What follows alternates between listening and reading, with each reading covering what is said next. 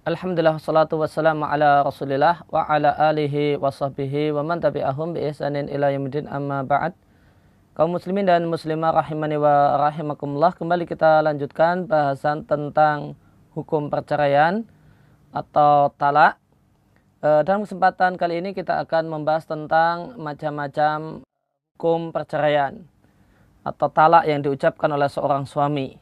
Terkadang hukumnya wajib, bisa kemudian haram, mubah dan yang lainnya, yang detailnya telah kita tulis di papan tulis. Mari kita perhatikan bersama.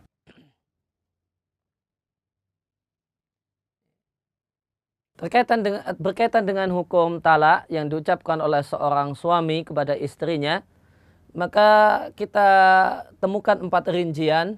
Terkadang hukumnya mubah, terkadang hukumnya haram, terkadang hukumnya mustahab, dianjurkan atau sunnah, dan terkadang hukumnya wajib.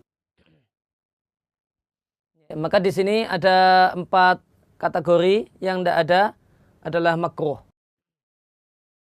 Rinciannya adalah sebagai berikut. Talak yang diucapkan oleh seorang suami pada istrinya hukumnya mubah, manakala hal tersebut disebabkan karena jeleknya perilaku istri dan buruknya pergaulan istri dengan suaminya. Dia adalah seorang yang sangat keterlaluan cerewetnya. Dia apa-apa ngeritik suami, apa-apa nyalah-nyalahkan suami, sehingga kayaknya suami itu tidak pernah benar, semuanya salah semua. Demikian sikapnya dalam bergaul dengan suaminya. Maka dalam kondisi semacam ini, mubah hukumnya seandainya suami menceraikan istrinya tersebut setelah diberi nasihat, setelah diberi masukan, saran, diingatkan, ternyata tidak mempan dan tidak ada gunanya dan tidak ada perubahannya sedikit pun. Kemudian yang kedua, talak yang diucapkan oleh seorang suami hukumnya haram, dan menurut sebagian ulama hukumnya adalah makruh, manakala tanpa alasan. Ya, keluarga, hubungan suami istri baik-baik saja, tidak ada masalah, tidak pernah tengkar. Ya, tidak ada, sama sekali tidak ada sengketa, tidak ada keributan. Tiba-tiba tanpa ada angin, tanpa ada mendung, tanpa ada hujan, suami mengucapkan talak pada istrinya, maka ini hukumnya haram, dan sebagian ulama mengatakan hukumnya makruh. Dan alasan hukum haram adalah alasan yang cukup kuat, terutama jika di rumah tangga tersebut sudah ada anak, maka perceraian tentu akan menyebabkan anak itu pendidikannya akan tidak maksimal, jadi anak yang broken home. Demikian juga tentu hal ini menyusahkan istri ketika dia nafkahnya itu bergantung pada suaminya, kemudian tanpa sebab suaminya menceraikannya, maka ini ada unsur kezaliman kepada istri. Oleh karena itu, pandangan yang tepat ini hukumnya adalah haram jika perceraian itu terjadi tanpa alasan. Boleh jadi suami menceraikan istrinya tersebut kalau ditelisik cuma karena sekedar dia ingin bercerai dengan istri yang ini karena dia tertarik dengan wanita yang lain. Maka motivasi semacam ini tergolong tanpa sebab, dan ini adalah perceraian talak yang hukumnya haram.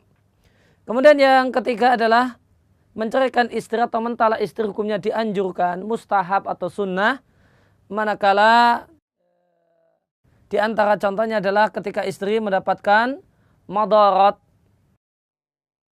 ketika dia tetap bertahan bersama suaminya karena suaminya disebabkan karena penyakit gula, sudah tidak lagi bisa memberikan nafkah batin, sudah tidak lagi bisa mengumpuli istri. Tentu jika dalam kondisi demikian, tentu istri mendapatkan madarat karena kondisi suaminya semacam ini. Maka dianjurkan agar suami berbaik hati, menceraikan istrinya baik-baik agar dia bisa mencari lelaki yang lain yang bisa memenuhi hasrat dan kebutuhan biologisnya. Ya, jangan sampai dia harus menunggu permintaan istri atau khulu istri karena merasa dia punya kebutuhan biologis namun tidak bisa dipenuhi oleh suaminya. Maka tindakan yang dianjurkan agar suami berinisiatif untuk menceraikan karena istri mendapatkan madarat dengan jika tetap bertahan bersama suaminya.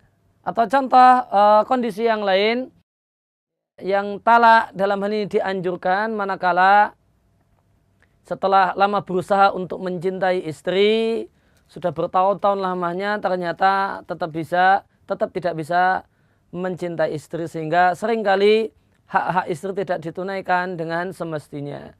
Maka dalam kondisi semacam ini dianjurkan bagi seorang suami jika memang demikian keadaannya untuk menceraikan istrinya.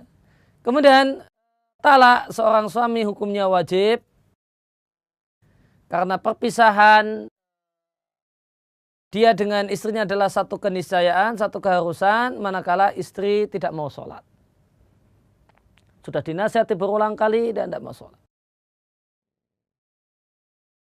Sudah, maka istri adalah wanita yang fasik karena tidak mau sholat sebagaimana pendapat mayoritas ulama atau bahkan wanita yang kafir menurut pendapat Imam Ahmad karena sama sekali tidak mau mengerjakan sholat. Demikian juga manakala istri selingkuh dalam artian zina, tidak bertobat dan tidak pula mau menerima nasihat.